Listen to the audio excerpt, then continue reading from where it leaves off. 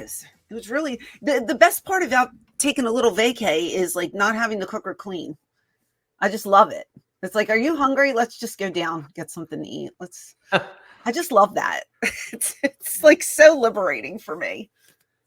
Because I used to love to cook. And I think it's because everybody in this house eats something different that it's frustrating. I can't cook like one thing. Because everybody's like on their, like I have my diet, Hubs has his diet. The kids like don't eat what we eat half the time. So it's like I'm a short order cook. I'm cooking 4 different meals. It's very annoying. So like when you're out, just order whatever you want. I don't care. I don't have to cook it. Do the kids graze? Are they grazers? Not really. I mean, my kids are very like regimented. We have a strict schedule that we follow. And it's only strict because they make it like that, especially my son. Like if he looks at the clock and it's 5 and like dinner is like not even ready, he'll be like, hey, what's going on? Where's the food? And I'm like, all right, it's 5 more minutes in the oven. Like chill. If it's not there by 5, there's like a problem. Because we're early birds here. We eat between 4:30 and 5 o'clock every day. Right. So if it's later than that, it throws us just all off schedule. You know, you should go to, if the Sizzler was still around, you'd be perfect for the Sizzler. I'm like the blue hairs. Like the blue hairs show up at 4 o'clock. They wait in line. That's me. I'm standing there like, okay. Only thing I do not have is an AARP card. I never got one. Well, it's funny. So we're recording on Sunday, but Saturday we ate relatively early lunch. We ate like dinner. I guess you say wasn't lunch. It wasn't dinner, but it was like 3:30-ish. Well, I don't even know what you call it. It's a meal between lunch and dinner, but we didn't eat dinner, right? And I don't even think we ate lunch, so I don't know what you would call it because it wasn't. But we're like, look, this is it. We're holding you to this. This is dinner. But we had ice cream. Well, the kids had ice cream before, like an hour before, because we stopped at this Amish market and they had real churned ice cream. I mean, the kids loved it. I didn't have it. And what do you think they brought out with the kids' meal at the end? Ice cream. So they had a weird time lunch and then 2 things of ice cream. Double ice cream. Bookended. I was like, man, I'm sure you asked for anything the rest of this day. Yeah, I'm sure they were fine with double ice cream. Crazy. I cheated. And I had a coconut gelato.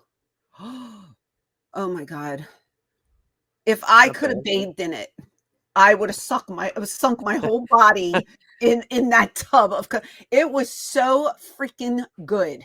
Maybe because I haven't had that in quite a while, but I've been really trying to stick to my diet. But no, I was like, you know what? I'm not going to be here for a while. I'm getting it. Oh, if it wasn't in a tall, like glass kind of container, I would have licked the sides. Oh, geez. I couldn't fit my head in that container. It was so freaking good. Let me tell you something. The Amish markets, if you're not like in Amish country, they are workers. Okay. They're working you because, they sell the food in like those like plastic, I don't know, containers, right? And you're like, oh, these must be like freshly made, like Amish food, like Amish made ingredients or something, or fresh ingredients. No, just read the ingredients. They're clearly just getting like chocolate chips from like Hershey's and putting them in a plastic container and sealing them because they're still made with all the crap that's in all of the crappy food that's in the supermarkets. I was like, wow, they're workers. So like, what's up with the Amish? Jeez. Did you see Roadkill there, by the way? I did not. But you did not? But did you catch on to the video that was released? Huh? That was my segue. I was going to say, we just put up a hell of a video with ECW Amish star Roadkill. So if you haven't seen that, head on over to ECW Diva Francine ! I was in an Amish mood. Yes, and he dropped some tea about how he acquired the ECW T-shirt line. So if you haven't seen it, go over and give it a look-see. But lots of news going on. I love it. I love it when there's a lot of news because I'm always anxiety driven. Like, what are we going to talk about? But today, what do you want to talk about? I don't know. What do you want to talk about? Do you have some whiskey in front of you, or vodka, or what are we doing? We need to do a think while you drink. I don't know, but this We might really be. Oh, you do. can't see my cup. It says this might be wine. It might be. I do see it right now. Yeah. I'm going to say it's not. It's not. I borrowed this from the wife. This is I not knew it was mine. Liz's. This is not mine. If it doesn't say Mets, it's not yours. So I'm No, my keen. Mets is being washed. I had There to you take go. this one. Okay. All right. What do you want to start with? I think we should start with Vince's doc. Oh yeah, That's a big 100%. one, right? 100%. Yes. So I get a text message from this clown with a picture of Vince McMahon. It's like, oh, Netflix is doing a doc on Vince McMahon, and I just what emoji did I send you? The one with the hand? Yeah, hand over the face. Now, this was the rumored canceled Vince doc. It was going on, and then it was canceled, and now So it's the same one? It's back. Same one. Interesting. Okay. It says the premiere date is going to be on September 25th, and it consists of 6 1-hour episodes. Mr. McMahon's chronicles the rise and fall of Vince McMahon, controversial businessman and co-founder of WWE, from his transformation of the WWE from a small regional business into a global entertainment powerhouse to the explosive sexual misconduct allegations that led to his eventual resignation. The 6-episode series offers a deep dive into the McMahon life and blah, blah, blah. Interesting. So they have 200 hours, over 200 hours of interviews with him, family members, business associates, and a lot of big names in wrestling. Wow. So I don't know. Do you think they're going to really dive into the sexual misconduct allegations? Or do you think they're just going to graze over it as an ending?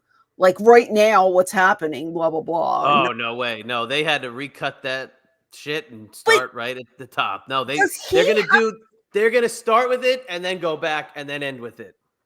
Does he have to give his consent to what they talk about? Is he a producer? Do we know?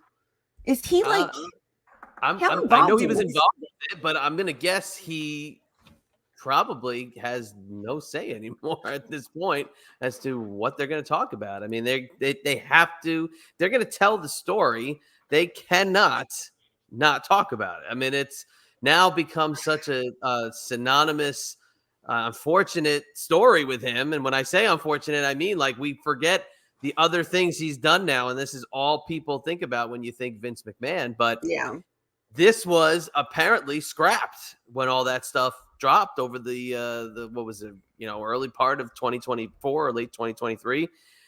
And I'll be honest, I was shocked that it was still coming out, and it wasn't like a recut version of it, almost like a one of those unauthorized, like now it can be told style documentaries. I'm shocked it's the same one, just continuing. And I think they'll do the bookend. They'll be like, this is where we left. This is where he left.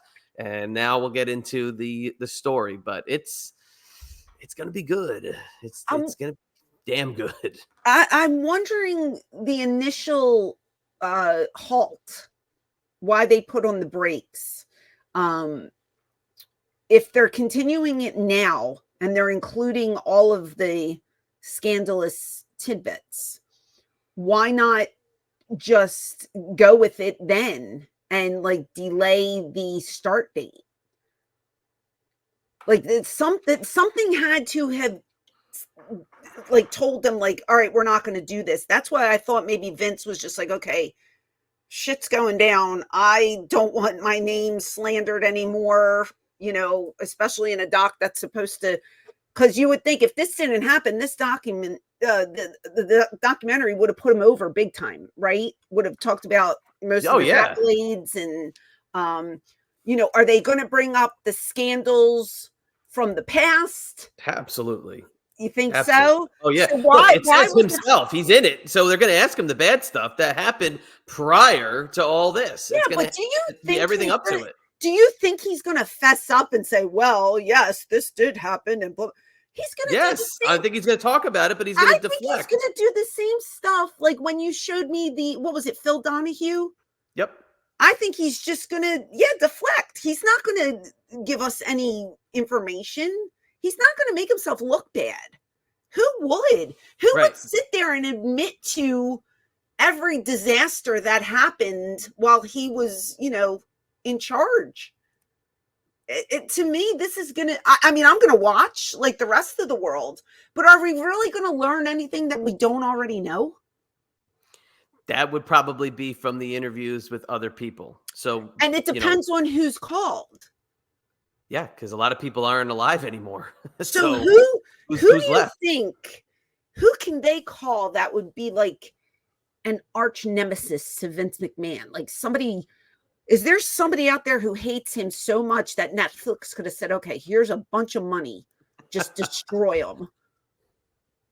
Well, no, he did not get that call.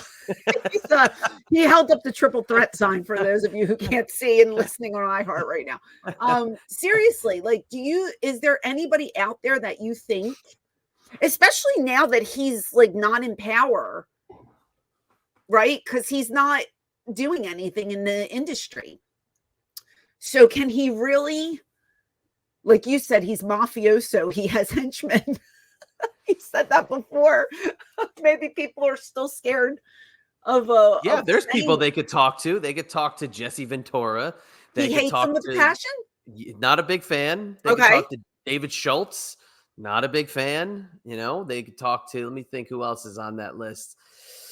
Oh man, there's people out there. If you dig deep enough, there are people out there that are not Vince fans that you could absolutely say, and look, they might have talked to superstar Billy Graham before he passed away, for all we know. Superstar Billy Graham could, whichever way the wind blew, could change his mind on how he felt about Vince. So, I mean, we don't know how long they've been interviewing people. Right. We don't know how deep they went. Maybe they went back all the way to the trailer park that Vince was growing up in before he went and lived with his father. We don't know how far in the story, in the timeline, they're going back. Maybe they talked to the brother and the family of the brother that, we barely know anything about.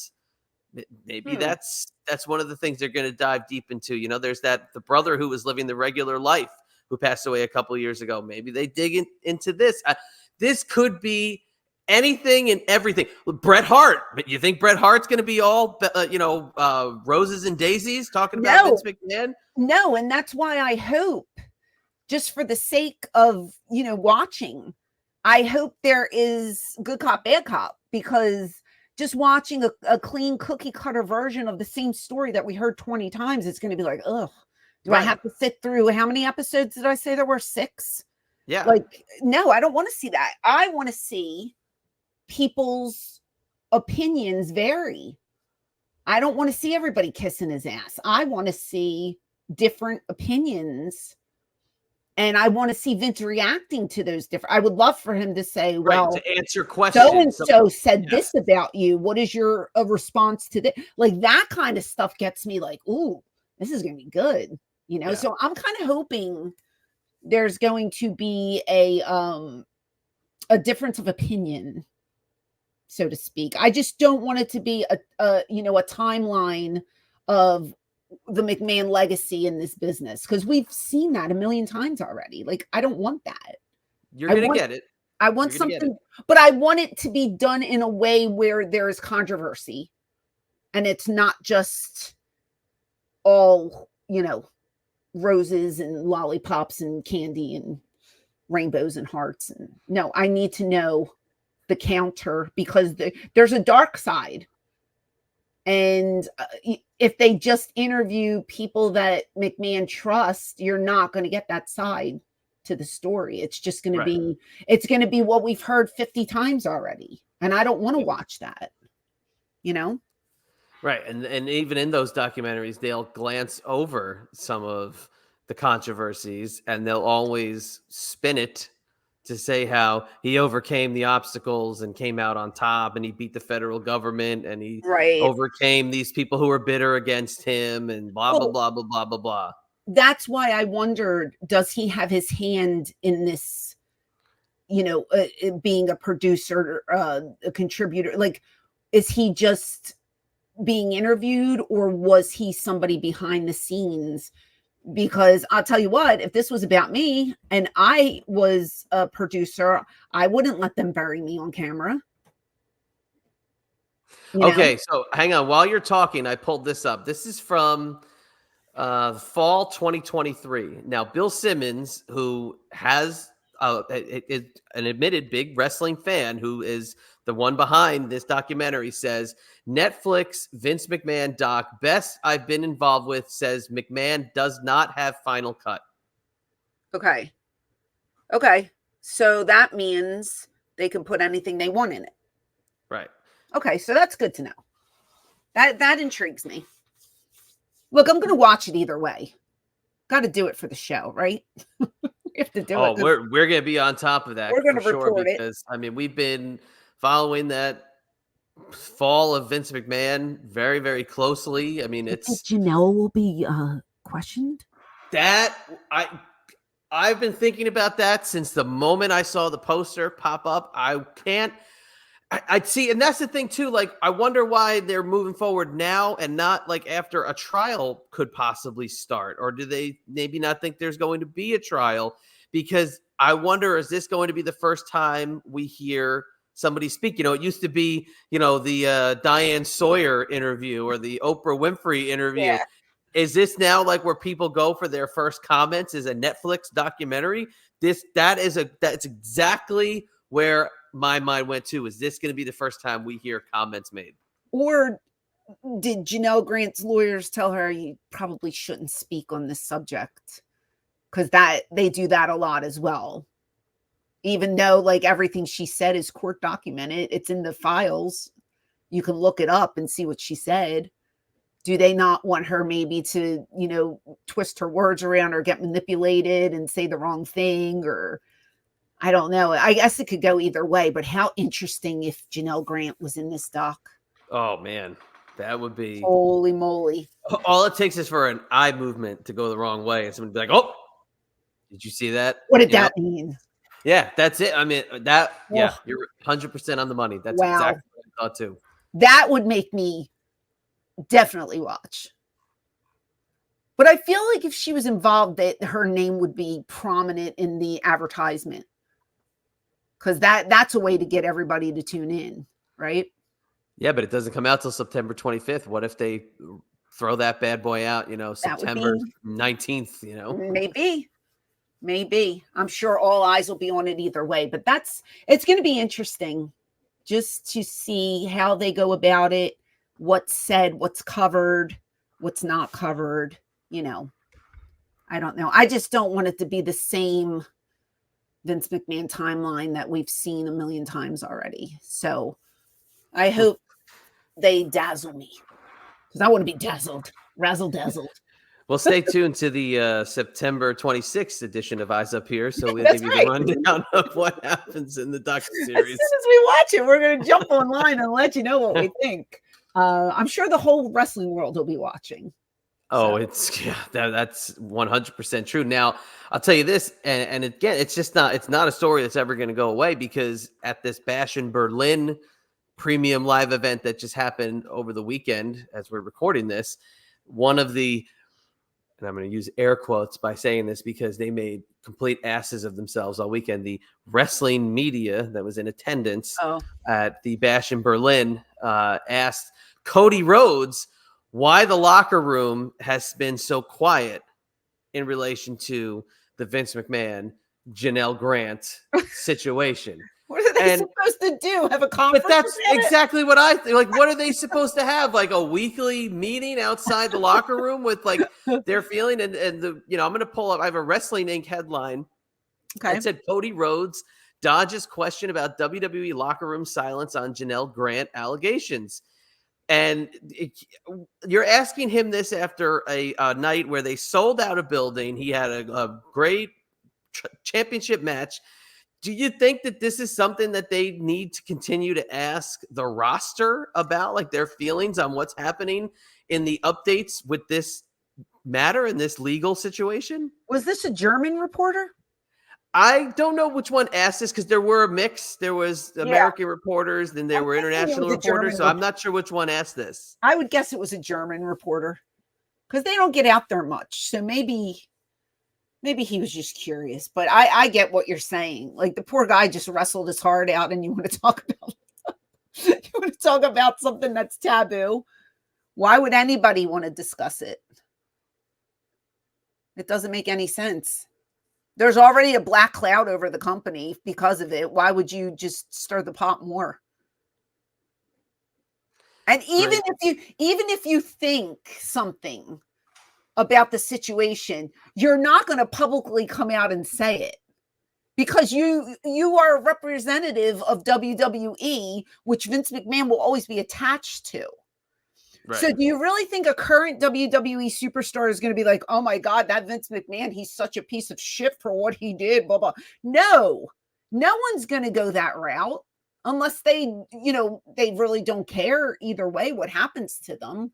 But I think everybody's just going to be very protective of the corporation and the bubble that they live in. You have to be. Even if you're against, and let's face it, I'm sure 100% of that locker room is against everything that's being talked about. Because if you're not, then what kind of person are you? Right? Yeah, no, exactly. But this, article, I guess you could call it, labels this response as a cagey response. Ready? This is what Cody said. And Cody, I'm going to give him credit for what he did. He ran the press conference after this show because Triple H had to leave to attend to family matters. He said, I don't know enough about the information to give you a good enough answer. I'm sorry. What's cagey about that? It's a great answer. What's he going to say? Yeah. He's not going to sit there and bury Vince McMahon. Come on. Ridiculous. I know journalists try to get as much as they can out of you, but really something like this, you're not going to get anything. The boys are not going to talk unless they are an ex-WWE disgruntled worker and then they just want to bury Vince. That's fine.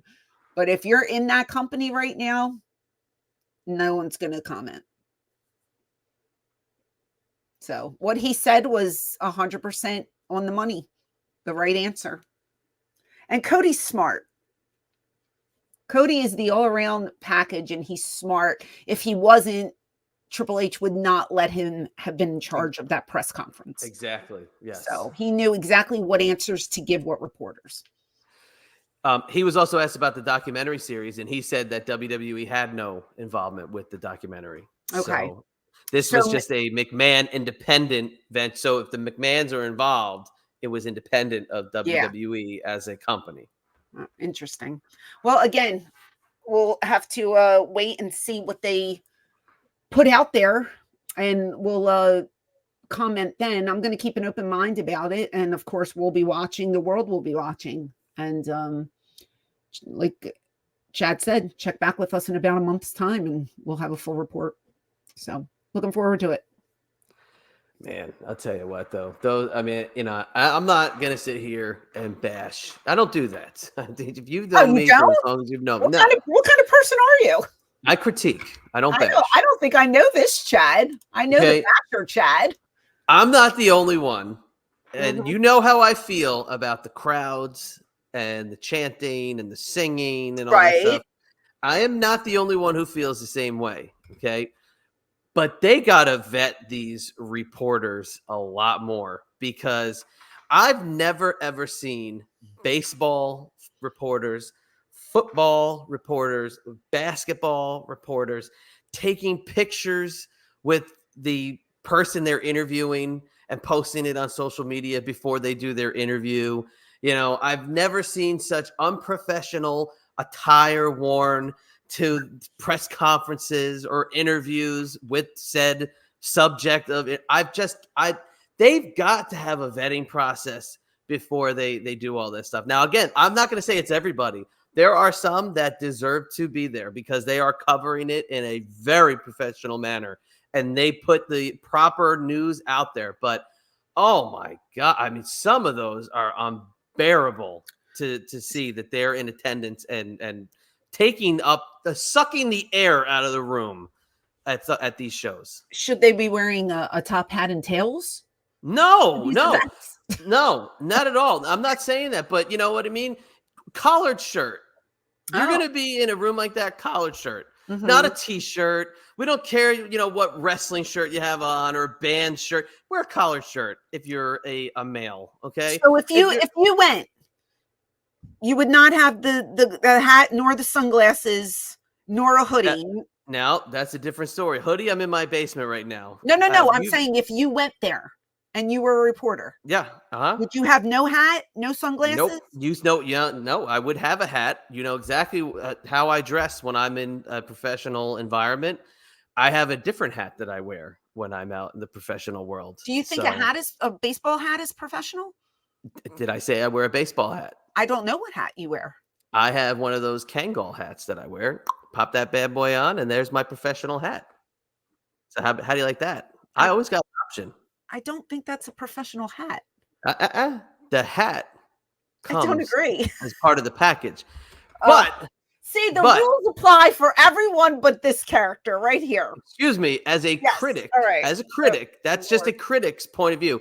But then again, like I said, with the chanting of the crowd and the singing, I critique that heavily with the France show. Right. I saw similar responses with the German one because now it's like they're trying to top each other with each one of these international shows. But I was trying to take it from what you said the last time is the excitement of they don't get these shows very often and they're trying to like experience this event for the first time. So I was trying to take it as that, but wow, man, it can, I can't take that hat off. Haha, no pun intended.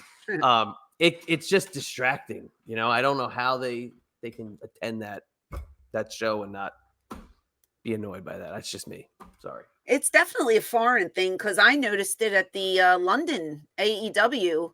And granted, it wasn't as much, but they were sing-songy a little bit. They would sing certain wrestlers' names, and I noticed it during that pay-per-view as well. So that's a foreign thing. America doesn't really do that, No, they did it when those after WrestleMania Raws Ah, a couple of years ago, but that kind of died out. that's That like the kind of fun show, though, right? The Raw show after WrestleMania. That's like the yeah, but fun it comeback kind of show. died out. It kind of Yeah. speaking of WrestleMania, I just want to mention this really quick. Philly's getting WrestleMania again. Ooh, when? WrestleMania 42. Holy crap. Wait, Yeah. 2 years from Pennsylvania Governor. Oh, sorry, it says mistakenly. Josh Shapiro surprised wrestling fans. now? No. Ah, man, We were I just fell for it here. too. Yeah, we were Pennsylvania just Governor Josh Shapiro, who was almost the vice presidential candidate, wah, wah, wah, wah. mistakenly announced that WWE's WrestleMania was returning to Philadelphia in 2026. And No. wow, oh man, I'm so sorry to get your hopes up. I was going to say they were just here for 40. That doesn't make any sense. No worries. Wherever it is, I'll just go. Because yeah, I mean, it's got. Where is it next year? We're going to Vegas. where? Vegas. I was just Going to telling you Vegas. about my suite that I No, I wanted you to mention it again. Oh, well, I'll talk about it another time. We have lots of news to cover.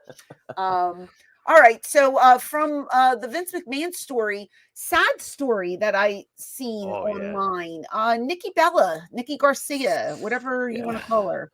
Now this one shocked me. Okay. I avid fan of Dancing with the Stars. Okay. I watch it. I think I've watched it now for, I don't know, 10, 20 years. How long has it been on? I have no idea.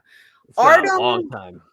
Yeah, a very long time. Artem Chavinsky, I think that's pronounced correctly. I just refer to him as Artem because he always came off as this very demure, quiet person to me. Now, again, I don't know either person. I'm just going by what I saw on the show and on the reality shows. But over the weekend, he was arrested for domestic violence. Have you seen this? Yes. I saw the TMZ story. It says a rep for Napa County Sheriff's Office tells TMZ that deputies responded to a domestic violence call at a location in the town of Yountsville shortly before 10 a.m. on Thursday. Arrest was made at the scene. Injuries were reportedly involved. Yeah. So he went to jail, and then I think he was released on $25,000 bail, is what I thought I read. It doesn't say it in this article here. They just celebrated their 2-year wedding anniversary, which is sad. And then in another article, it said she was throwing shoes at him. Yeah, I saw that. And then it said that a minor was there. So they have a 4-year-old son. And I guess he was in the house, supposedly. But how sad is this? And then a rep for Nikki said that she just wants to, have some privacy at this time. So very, very sad story there. Very upsetting. Did you hear the leaked audio that was put out there? I didn't. Do we have it? I could pull it up. You pull it up, and while you're doing that, the latest has Nikki Bella boarding a flight with no wedding ring on. So they have a very close up shot of her hand as she's getting on the plane, and she has no wedding ring on. She's boarding a plane to Las Vegas. She was seen with another woman. She's co-hosting Netflix live hot dog eating competition entitled Chestnut versus Kobashi Unfinished Beef. So yeah, it's going to be the two eating competition guys. Eating competition. It says the Dancing with the Stars pro called 911 to request medical assistance, and then he called off the emergency medical request. He told the dispatcher Nikki threw shoes at him. Yeah. This is the dispatch audio. Okay, I'm sorry. He was released on $25,000 bail later that day. So yeah, go ahead. So this is the dispatch audio that was released at TMZ. Okay.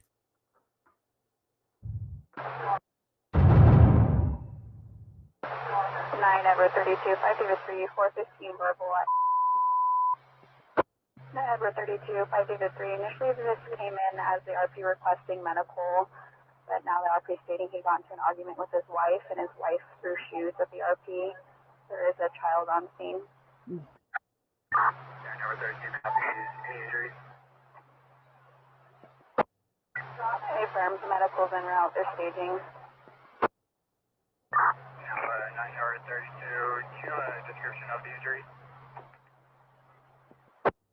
Negative, not at this time. It's hard to get info. There's an active 415 in the background. Your responsible is going to be a Nicole Garcia, born in 83. We're trying to get the two parties to separate. Attention all units, code 3 medical en route 14, Rich Shopway, Napa 0838. 9 Edward 32, 5 David 3 Napa. The RP is stating no medical is needed now. Just whether there's a 4-year-old child on. This says the arrest didn't come as a shock to many in their orbit, with sources telling us the two had a volatile relationship for years before Artem's arrest. Wow, this is the first I've heard of any of this. So terrible. I guess, so allegedly he beat her? Is that what we're... That's what the alleged commentary was, is that, yeah, this, and that, I mean, I guess the shoe was thrown in self-defense more than likely. I mean, when he's reported she threw a shoe at me. Wow. So why? Here's something I just found. It says, Nikki Bellum, Artem and I did couples therapy. He needed to work on his tone. So, okay. So in 2021, they went to couples therapy because of how he spoke to her. Interesting. Okay. So I think one article said that this was all triggered because Dancing with the Stars said Artem was not going to be on the upcoming season. And he was very upset about them not using him. But again, no reason to take it out on your wife or anybody for that matter. Gosh, very unfortunate. Ugh, I hate stories like this. Yeah, I mean, that's just, it's scary. And then again, for TMZ to be able to obtain so fast that kind of audio is like, it's just, to me, it blows my mind. That fast within a day. Dispatch audio. It's just crazy. I thought it was going to be Artem speaking. Like, can you get here? No, I'm sure we'll get it. I'm sure we'll get that eventually. That's just the dispatch audio. Well, I the don't blame 911 him call for throwing come out. shoes at him. If he's hitting her, I don't blame her for throwing shoes at him. Exactly. I agree. Completely agree. It's terrible. Ugh. See, and he's so talented. Like, his dancing is beautiful. And now if I see him again, I'm just going to be looking at him in disgust. Because this is what happens. It tarnishes the person. Right. And I know I've said that before, like, you should try to separate the two, but it's really kind of hard when, a human being is such a piece of dirt. How do you separate?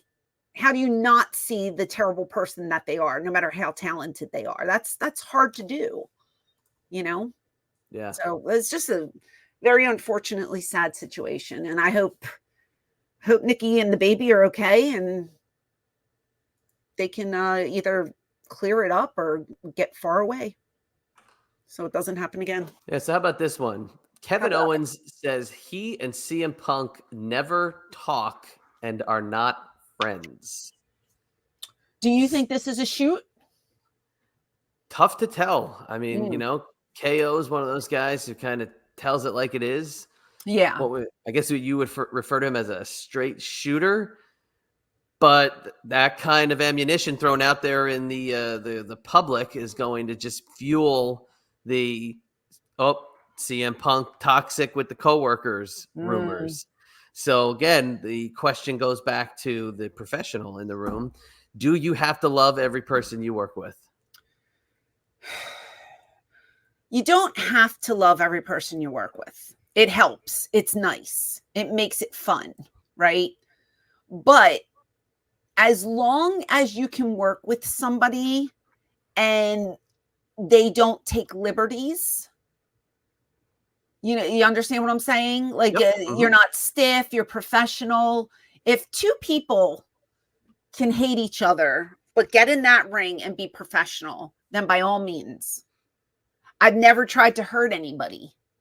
There were people I didn't like, not many. I can narrow it down very slim. I've never deliberately hurt somebody. Now, if you're in there and somebody starts to shoot, you have no choice but defend yourself. And again, I've said it so many times, and that screws up everything, right? You're going to screw up the angle. You're going to screw up the spot that you're doing. If you respect your job, you respect the sport that you're in, you should be 100% professional. And you should do exactly what you're told to do, even if you don't like someone. It's just the way I was taught. That's the way I see it. But people think, there are some people out there that think, oh, watch this, I'm going to stiff this one because, blah, blah, blah. You're an idiot. If you can't be a man or a woman and confront them in the back, have some balls in real life, and confront them in the back and say, I have a problem with you, instead of going to the ring when it's, unexpected on the fly, you're supposed to do exactly what the script tells you to do. You take out your liberties there. That makes you a coward. 100% you're a coward. Had it done to me. Coward. That's the only word I can use for it. So I think you can be professional and you can work with someone you don't like. It's part of your job. People do it in the real world. You work in retail. You work in the mailroom. You're a janitor. You work here. You think every coworker loves each other? Absolutely not. It makes work unbearable sometimes, but it's your job. Right.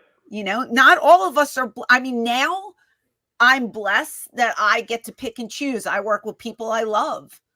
I do it because I love it. If the situation's not right, I don't do it. Not everybody is capable of doing that. You have to wake up. You have to go to work. Some people are miserable at their job. They hate their boss. They don't get along with their boss, their coworkers, whatever. You either suck it up or you go find a new job. And it's not easy to go find a new job. Some Right. people have seniority for years, and then some snot-nosed kid comes in, makes your life miserable.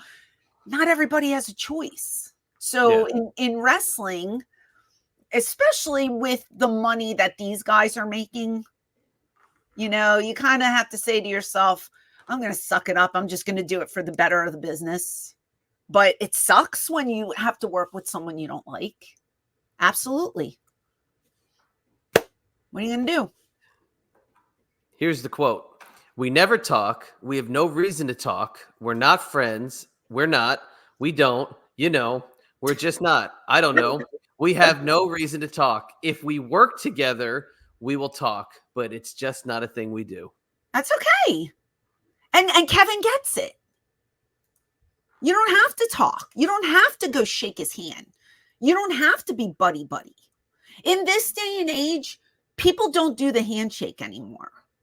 They just don't. That's something that I think that's dead and buried, unless you're taught by an old school guy.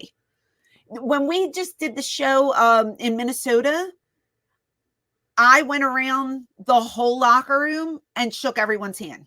Every single person that was in that locker room, I shook their hand. Some of the kids didn't even look my way, but when I shook their hand, they were very respectful. They don't do it anymore. They're just not taught it. It's not taught in this day and age. Back in the day, you had to shake everyone's hand. And guess what? If you hate me, don't shake my hand. I respect you more not to, because it's fake. If I have to work with you every single day and I know we hate each other, don't have to talk, don't have to be best friends. But if we're working together, you better not stiff me, because you're a coward if you do. It's just the way I look at it. It seems like these two have had distance where, you know, they haven't been, I think, on the same show for a lot of times. And since Punk has been back, so maybe they know that internally. Maybe they're just going to keep these guys apart because you don't want any kind of conflict. Maybe I could be 100% wrong on that, but, you know, maybe that's something that's said. And whether, again, this, like you said right off the top, this is a part of a work or he's being legit. This kind of feels legit. And if it is legit, he's handling it the right way. He's a professional. You can tell. You don't have to love every single person you work with, but be professional about it. Don't act like an asshole. You don't have to. We're in this business to take care of each other and to make money, not to hurt people. You want to hurt somebody? Do it on your own time. Confront them like a man or a woman outside of the ring. If you have a beef, don't do it in the ring. Don't mess things up for other people. That's a coward. Actually, I like that a lot. He's gone up a little bit in my eyes because of this. I like that. I like think this he response. seems like a really cool guy. I've never met Kevin Owens, but I would love to someday. I think he seems down to earth and very cool and easy to get along with. He just seems like one of those guys that's like a cool guy to hang out with. You know what I mean? He's definitely got that old school mindset. I like that. But good on him. And if Punk is the same way, then there's no problems. Make your money. And that's it. You go to your one circle of friends, he goes to his. You can coexist without being best friends. 100%. Good for you, KO. Mm-hmm. But it is better to love everyone. If you could. Try to love one another. I mean, it just makes it more fun, you know? But not everybody loves everybody, and that's okay. Now, in the old world, they would throw these two together. They would throw these two together in a program next week just to see how they meshed and how they worked. Look, again, we had people that didn't like each other that worked together. And from my knowledge, I mean, people would say stuff in the back, but I don't really. And if somebody stiffs somebody, they would stiff you right back. It's a receipt. Right. You know, that's just the way it went back then. And I've seen fights, but it happened in the locker room. It wasn't like in the ring. I don't really remember anybody ever like full-blown shoots happening in the ring that I can recall. You know, I don't know. Well, if you recall any of those shoots, you let me know because I would love to hear about them. Yeah. Okay. I'll be in touch. All right, good. Okay, last story I have for you. Sure. Is the WWE talent's reaction to Swerve Strickland's huge, and this is the word being thrown around, huge new AEW contract. Okay. According to our friends at Fightful Select, we love hat Fightful. tip to Fightful. Swerve Strickland signed a new deal with AEW at All In London.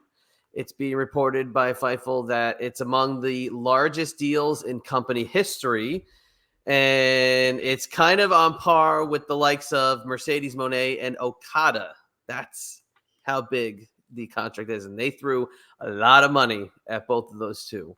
Sure. But it's being noted by Meltzer and the Wrestling Observer that inside the WWE it's believed that the deal was bad for the professional wrestling world, and it's way above the amount that they would have offered someone of the perceived market value of Swerve Strickland. The same goes for Daniel Garcia, who apparently signed a new agreement with AEW as well. So basically, WWE is saying they don't think Swerve is worthy of that amount of money. Bingo. Without saying you're not worth the price of the contract that you were given, they're saying that. So what do they care? They're not paying it. What do they care? Who cares? You offer your amounts to your talent. What are they afraid that no one's going to go to WWE now because Tony Khan's got the deep pockets? Is that what's happening? Maybe. Too bad. Then offer more money. Stop being a cheapo. Offer more money. You want somebody, you got to pay. We saw that in the 90s. They started going south instead of north because of the money. Guess what? New company, new rules. Get out your checkbook. Let's get those offers flowing. If they really want somebody and there's kind of like a bidding war, or the guy doesn't know where he's going to go or whatever, and WWE's, I don't really want to pay that. Are they like going to get mad that the guy went to AEW, so to speak, because they offered him more money? Isn't this about money? Don't you want to make money in this business while you can, while you're young, while your body is still healthy? Who would ever frown upon somebody going somewhere because they offered them an enormous amount of money? I say, well done, Swerve. I told you it on the last episode. I really like him. Yeah. He's really talented, really entertaining, really good. And I'm happy for him. Good for you. And WWE, if you don't like it, pay up. Don't bury somebody. Like if they got, this is just a scenario. Let's say he got 10 million from AEW. I don't know. I'm just throwing it out there. And WWE wanted to pay him $3 million, right? If he took that $3 million, Swerve Strickland would be the greatest asset that WWE ever got. And he's the best worker and he's so talented and blah, blah, blah. But because he didn't take that $3 million and he took the 10 million, now he's not worth the money. That's the scenario that I'm getting in my head. Sour grapes. Too bad. But now also raising the bar, because now you're going to have talent. So now they had Swerve Strickland with WWE years ago. They let him go. Okay. He went to AEW. He raised himself high above the bar. You know, he's doing just amazing work, you know, heel, babyface. Now I'm kind of heel again. I don't know. But now again, this is coming out as we're recording, according to Fightful again, Sean Ross Sapp on top of it. This deal could be taking him all the way to 2028, keeping him in AEW. That is a considerable amount of time.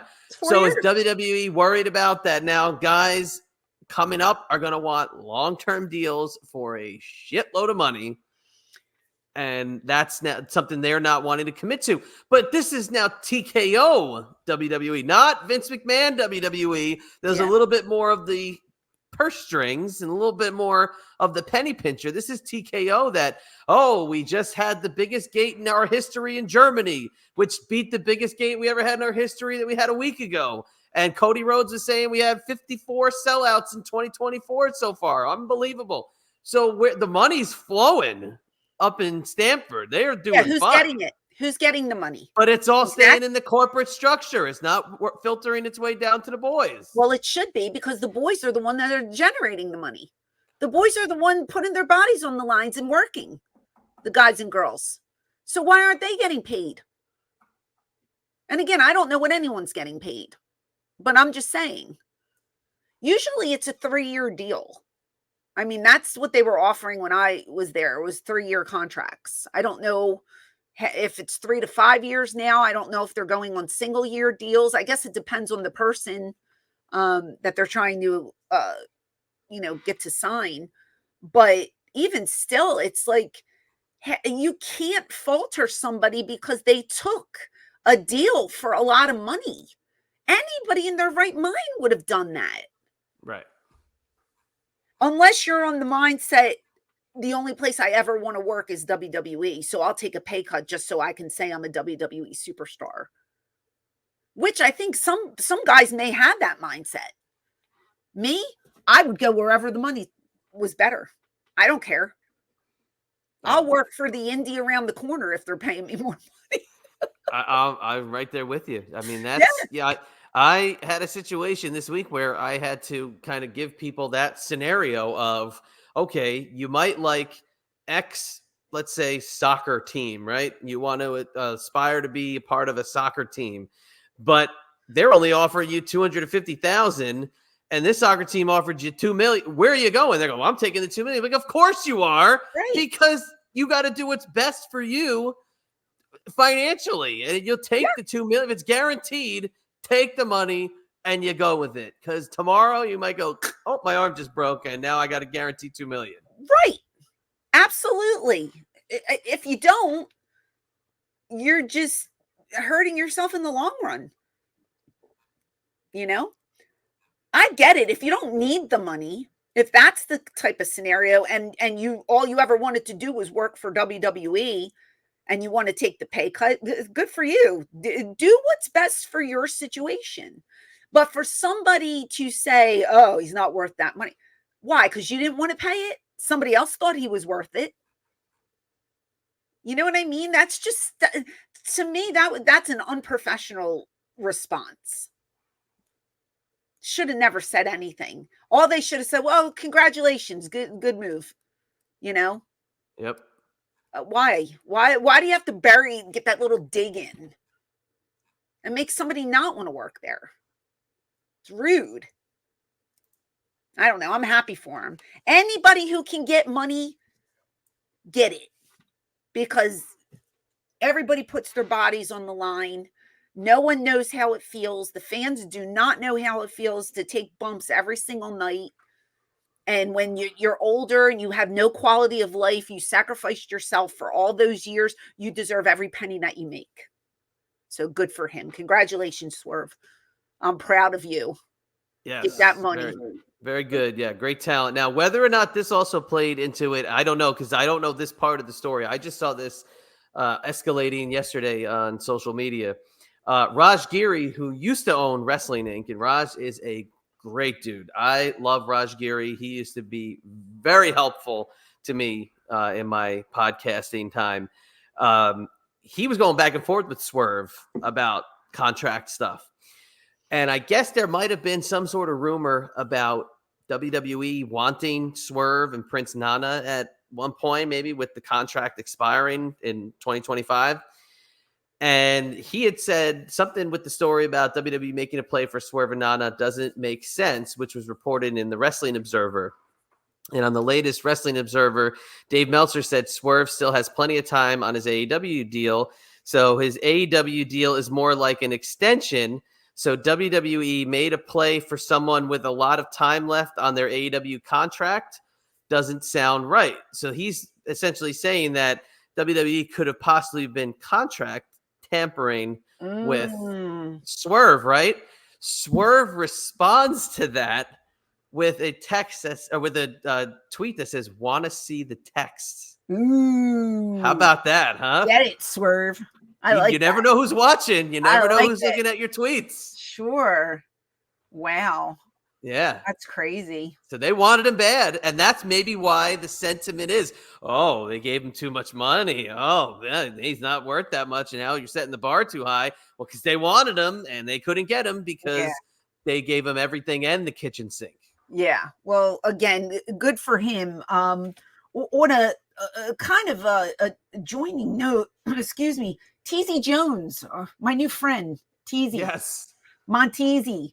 Monteezy. If you go on over to, I guess, Apple Music or music.apple.com, my rap is available.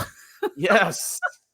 So if anybody's interested, he DM'd me and told me, there it is. Look at me. The official theme. Oh, it's the official theme now. Look at that. Eyes up here. Queen's Extreme Podcast. Woo, yeah, we love it.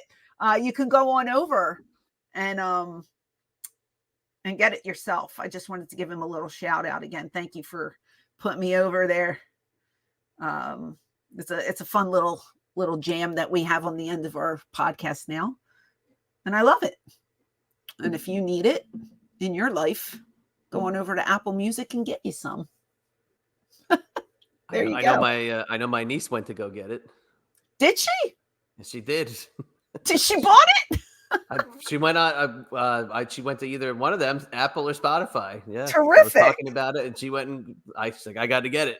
Oh my God! Well, thank you to that. That's great. New song for the legend. Look at that. You're the legend. It's actually only $1.29, so that's a bargain.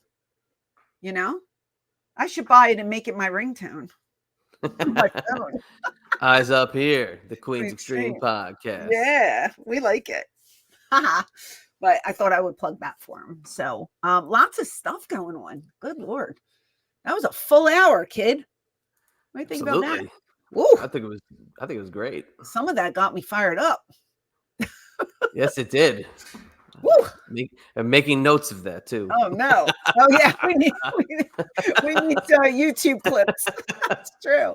If you're not subscribed to my YouTube and you want to see me rant in person, face to face, you can watch me over at what is it? Eyes Up Here, Eyes the Up Queen's Here. Extreme Podcast. Is that no? Is it it's ECW Diva Francine over on YouTube. With an exclamation point. Subscribing is free, although you can be a channel member for $5.99, where you get to see all of the podcast in live and living color. So we just said at the beginning of the hour, Roadkill was on, and we have several stories with a lot of ECW alum, along with other guys and girls from other organizations. So come on over, subscribe, ring the bell if you haven't, and support the Queen. Absolutely. Yeah. And if you're not following me here on the iHeartRadio app or subscribing on Spotify or Apple, please do so. Help us get these numbers up. We want to keep doing this for you, but we need your support to do so. So rally. Puke and rally. Did you ever hear that expression? I have not, but it sounds Puke gross. Rally. So I really quickly, it was this show, Floribama Shore. It's canceled since, but it's I remember. Yeah, I remember you used to talk about that a lot. They would all be drinking, and the one kid was like, I'm so drunk, I'm gonna go puke and rally. And they're like, what? And he just goes and throws up, and then he rallies and comes back and starts drinking again. Nice. Puke and rally. Yeah. I wish I knew that in my 20s, because I would just puke and I'd call it a day. You know, I got to be honest with you. I think I've done that, but didn't have a name for it. Puke and rally. Yeah. Sometimes it's just right there. And you're just like, if I get this out, I'm back in the game. And you just, I never had a name for it. I just thought it's like, all right, come back. It's puke and rally. Get a little something else. It's like when you burp, you give a good burp and you're like, oh, yeah, more room. You have more room to eat. I don't know why. Oh man, miss those days. I haven't had a day like that in a long We got to time. puke and rally. We got to do a puke and rally episode. Oh, oh my god, it's been a few years. Listen, we're going to be concentrating on a lot more stuff. We're going to put our heads together and we're going to think of stuff and we're going to entertain the hell out of you. So subscribe because more's coming. Absolutely. Yeah. All right. Do you have anything to plug? Yeah, I'll just plug one more thing for YouTube. We did have an exclusive episode segment that was exclusive there last week. It was the 30th anniversary of the ECW birth, the NWA title throwdown, featuring the franchise's infamous promo. We only put it out on the YouTube feed, and it's available to everybody. It was not just for members. So go ahead and head over to YouTube and check that out. It's a good half-hour show, so please enjoy it. We do a whole watch-along, listen to the promo, break it down, the whole 9 yards. So if you have not had a chance to listen to that or see it, or if you've never heard the promo, this is your chance to hear Francine comment on it. So had you ever heard the whole promo before that? I might have. I don't know. I might have. I probably have. I've heard Shane talk about it at every single convention we've ever been to. So you pieced it together over time. Yeah. So there you go. So familiar with the gist of it, you know. So there's a bonus. So there's a whole reaction to that. So yeah, I will plug that. Go over to the YouTube and watch that full 28 minute and 10-second. That's what it is. YouTube episode, and then Chad E&B on X and at IB Exclusives on Instagram. And if you want to follow me across the board on social media, you can do so at ECW Diva Francine. I hope you're staying safe. I hope you're staying healthy. And most of all, I hope you're staying extreme.